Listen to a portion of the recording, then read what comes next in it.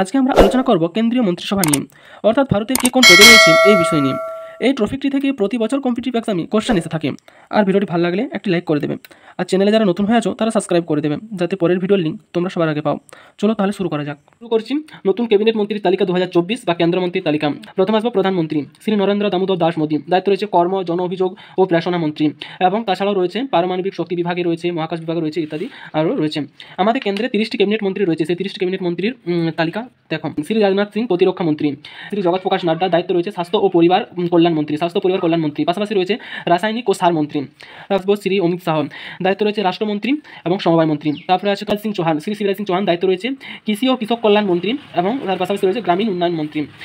তারপরে আসবে শ্রী নীতিন জায়রাজ গডকরি, দায়িত্ব রয়েছে সড়ক পরিবহন ও মহাসড়ক মন্ত্রী বা সহযোগিতা মন্ত্রী। তারপরে আসবে শ্রীমতী নির্মলা সীতারামন, দায়িত্ব রয়েছে অর্থমন্ত্রী ও কর্পোরেট বিষয়ক মন্ত্রী। তারপরে আসবে ডক্টর সুব্রমণিয়ম জয়শঙ্কর, দায়িত্ব রয়েছে পররাষ্ট্রমন্ত্রী বা বিদেশ মন্ত্রী।